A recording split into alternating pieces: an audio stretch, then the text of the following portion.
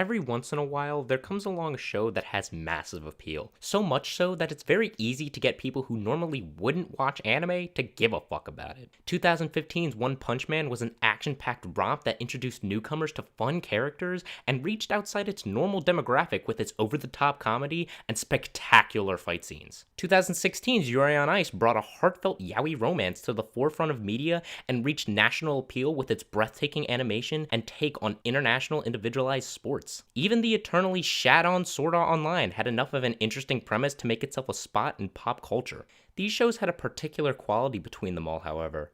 They haven't really grown in popularity since their initial release. Enter Fairy Tail, the most popular long-running series since One Piece. Fairy Tail has accumulated massive popularity, and it is currently the 17th most popular show on Mal, beating out shows like Gurren Lagann, Psycho Pass, and Cowboy Bebop. It's only gotten more popular since its initial airing back in 2009, and since its final season is airing this year, I wanted to give my condolences on the series, finally ending by saying, "The shit sucks!" Now, don't get me wrong. Fairy Tail has some things to like about it, especially in the beginning, but over the course of its run, Fairy Tail has almost run itself into the ground. So, what happened?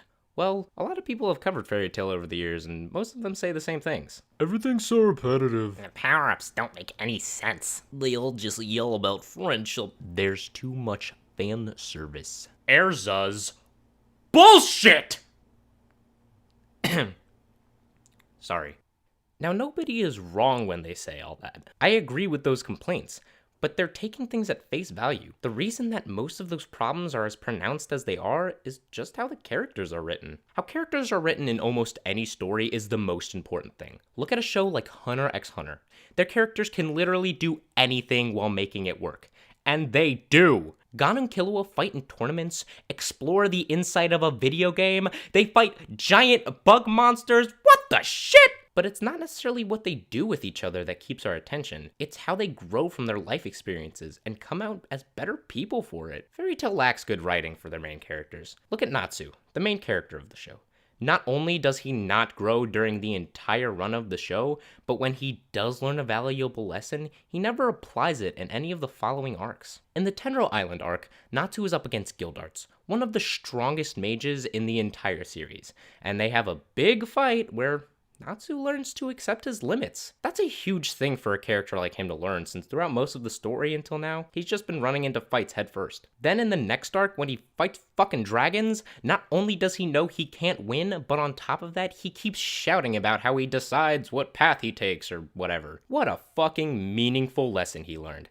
Absolutely nothing. This is what I call a developmental reset. Don't know if anyone's coined that term, but I am now. When I want a corner every time somebody says it. This is where all the development that a character received is reset after each arc, making it so their development practically never happened, all to keep the core values of a character intact. Natsu exemplifies the main theme of the show, which is to believe in your friends. If he had to accept his limits every fight that he knew he couldn't win, the rest of the show he'd just be fighting weaker opponents than him. Or he'd have to use actual strategy. One or the other. He's often praised for his fight against Gildarts because of the lesson he learned, but if it's not applied to the rest of the story, then what does it matter? One thing that bothers me about Fairy Tail, though, is how they took the development of a couple side characters and completely threw it out the fucking window. Mira Jane and Elfman had lost their sister Lisana a long time ago due to an accident. Natsu had been very good friends with her as well, and they all had to cope with her death in their own ways.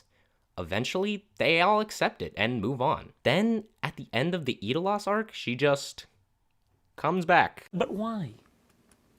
Why would you do that? Why would you do any of that? This completely ruins all the emotional depth of their characters. Lisana doesn't even do anything through the rest of the series, so Mira Jane and Elfman have debatably the most interesting part of their characters ruined for no reason. Lucy and Erza suffer from developmental resets almost every arc. Lucy is the audience surrogate character, so she is there to deliver the themes of the show from our perspective. Instead of her in the final fights getting all the power from believing in her friends, she's on the sidelines, putting her belief in Natsu. She learns that she's a part of a family and that she can do things, but her actions almost never take center stage like the rest of the main cast. Her biggest moment is when she has to sacrifice Aquarius in order to summon the Spirit King, and she's told that she'll never be able to see her again. But for the good of everyone, she destroys the spirit that she's debatably the most attached to. What an awesome thing to do, right? Well, it would be if it wasn't undercut by the fact that Aquarius is reincarnated and Lucy just has to go find her. She's a main character. Don't tell me that shit ain't gonna happen. The idea of sacrificing something you love for the sake of others is a good lesson to learn, but you take all the stakes away by being able to get that thing back. Erza is sort of complicated, to be honest. She's the badass female who can kick your ass in more ways than she can count. She's kind of an idiot. What's going on? Why would I tell you, lady? What's going on? But she learns to rely on her friends when she feels helpless. She learns this in the Tower of Heaven arc, where her friends from the past come back to haunt her, and it's up to her present friends to help her. It's a fine character moment in the arc itself, but there's nothing that happens before the arc to suggest that Erza needs to rely on her friends. She's normally one of the first people to jump up and talk about how they're a family. After she learns her lesson, then that's kinda it. She's put in situations after that where she needs to rely on others, but she ends up handling it herself. Like, you'd think having your 5 senses wiped would require some help, but nah. You know what? She got this. Now, Erza isn't all bad. She learns to come to terms with her insecurities and forgives herself for abandoning her old friends. Her other problems just overshadow what little development she gets. Finally, we come to Gray, the eternal rival. And I have to say, out of the 4 main characters, he's the least worst one. Oh, who am I kidding? Gray's the coolest! He's fucking awesome! The depth of his character is far beyond anyone else's. Gray has deep emotional trauma, from losing his parents to a giant demon killing everyone in their town except for him. Then even more trauma for blaming himself for the death of his teacher when she sacrificed herself to stop the very same demon. He struggles to forgive himself, and when he's face to face with his old rival Leon, who is trying to undo their master spell on the demon, Gray is prepared to die to find an absolution. It's not until Natsu tells him that sacrificing himself during a fight is just like running away. At that moment, Gray realizes the value of his life. So much so that when he attempts to stop the demon later on, he listens to Natsu and he learns to move on. Gray learns how precious life truly is and that he needs to be there for his friends. He goes on to teach that to Juvia and Old Tyr later on in the story. The best thing about Gray is that he never has his development reset. In the most recent arc, Gray fights his father Silver. Silver's dead body had been brought back to life by a demon, and to stop him, Gray almost sacrifices himself again.